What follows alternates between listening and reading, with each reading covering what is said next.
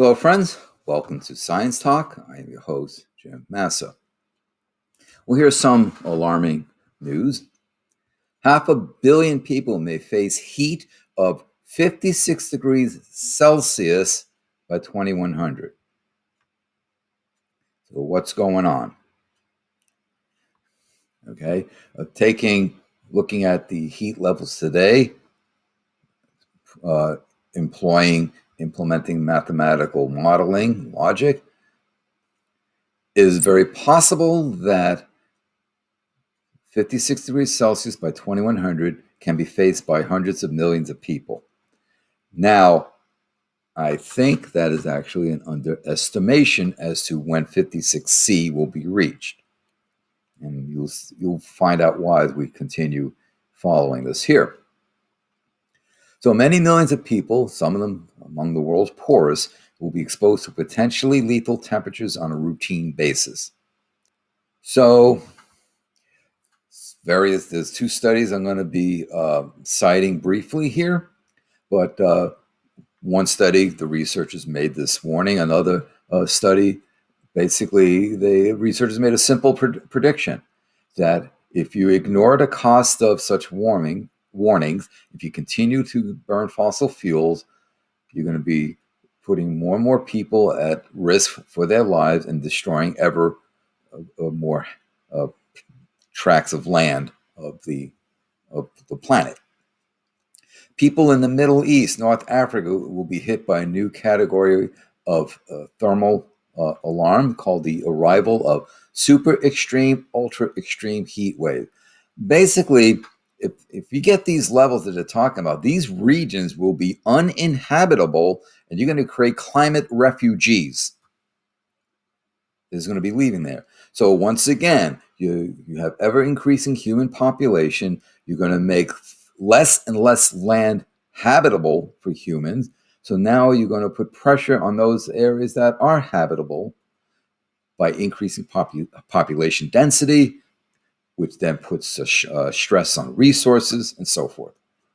By the end of the century, more than 500 million people could be exposed to temperatures as high as 56C, as I just said, not just for days, but for weeks. The hottest temperature ever recorded on Earth was 54C in Death Valley, California in 2020. And I think it was actually a place called Furnace, which is appropriate. So what's going on here? Now, we all know about the Paris Accord. We all know they say, well, we're going to keep it to 1.5C, no more warming than that. And there's still these people who think we can attain that goal. We're already at 1.4C. Thermal inertia alone is going to go roaring past 1.5C. We're probably going to be above 2C within this decade. And if things continue, we might be hitting 3C by 2040 or so. 2050 at the latest. So a new computational study in Geophysical Research Letters warns that the 1.5C target could be passed by 2040. Well, as I just said, excuse me, you're likely to see 3C by 2040 or maybe 2.5. If you want to be a little charitable. There's going to be higher average temperatures over longer periods. Summers will likely extend, be longer. They'll inevitably be higher than average extremes of temperature more often for longer periods and over wider ranges. This could be devastating for countries of South Asia, India, Pakistan, Sri Lanka, Bangladesh, Burma among them, or Myanmar, I guess it's now referred to, as the temperature rises, humidity increases. Researchers have warned for years that at a certain level of heat and humidity, meteorologists call it the wet bulb temperature, humans cannot labor productively. That level is 32C. At a wet bulb temperature of 35C, humans cannot expect to survive for long because their body cannot perspire enough to cool down their body. If the humidity is high enough, you cannot have evaporative cooling off the skin. The result is hyperthermia. Basically, you overheat and you die, because then your proteins start breaking down and so forth. Now, some parts of this region, we're talking about Southeast Asia, have already felt such temperatures with a global average rise of just over 1°C in 2015. At least 3,500 people in Pakistan and India died from causes directly related to extreme heat. Don't forget, there are ecologists who basically state that an increase of 4°C will result in human extinction. Part of it is what it does physiologically to the body. So at 1.5°C, the consequences could be significantly worse. At 2°C, the hazard will have been amplified by a factor of 2.7, almost threefold. In other words, making things much more dire and worse. And if you're an older person, has trouble thermoregulating, trouble with circulatory issues, you're going to be probably may not survive such a thing. South Asia could later this century be home to more than 2 billion people. Okay, that's not counting China. There's already 1 billion in India. Of the working population, 60% are now engaged in agricultural labor outside, outdoors. Many millions live in crowded cities, severe poverty without adequate ventilation, adequate cooling. The future looks bad for South Asia, said Motasim Ashfaq of the U.S. Oak Ridge National Laboratory, one of the authors. The worst can be avoided by containing warming to as low as possible. The need for adaptation over South Asia is today, not in the future. It's not a choice anymore. I'm not as optimistic as this gentleman because I do not think the warming can be contained due to thermal inertia alone.